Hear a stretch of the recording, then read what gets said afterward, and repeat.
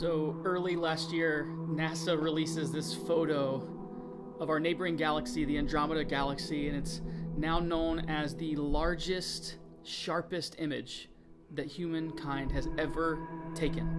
And it was only of a portion of the galaxy, but the image is so big, it's 1.5 billion pixels, totaling over 4 gigs of space just for this one image. And their goal was to get a sharp, real-life, true-to-color image for the first time of our neighboring galaxy, to see the complexity of the stars. And it's the first time that mankind has ever been able to view a spiral galaxy in such a large span of area.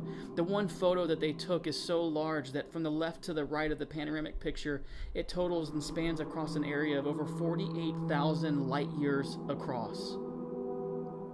A beautiful, stunning picture. And as I look at it, and as the picture zooms in and you look at all the different complexities, and it's so sharp that the more you zoom in, you just realize there's more and more and more and more that you didn't see before.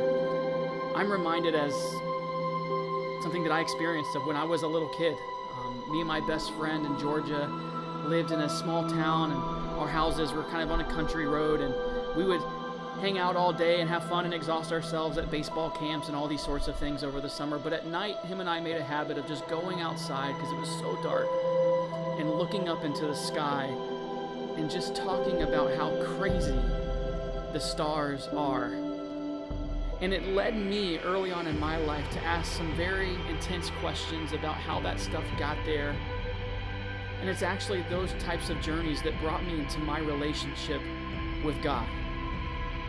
Because as we span across this, and then as I came into the reality of feeling and hearing God speak to me in my own heart and touching my life and witnessing Him, I can't help but look up and adore what He's done. And when the scriptures in Colossians talk about these sorts of things, they tell us that Jesus Himself is behind all of this. It says in Colossians 1:16 that for by Him all things were created, things in heaven and on earth, visible and invisible, and whether thrones or powers or rulers or authorities, all things were created by Him and for Him.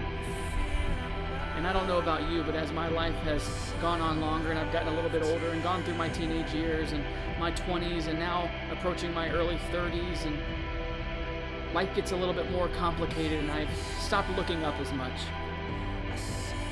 But when I take a look at this video, now that we are blessed with modern technology to be able to see God's creation in raw form, I'm reminded and brought back to those nights, staring up at the sky, looking at the stars.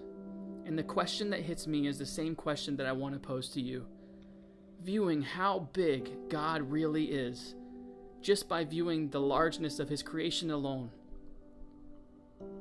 why wouldn't I trust Him? So what are you going through today? No matter what it is, I want to encourage you. God loves you. He cares. He's mindful of you. You can trust Him.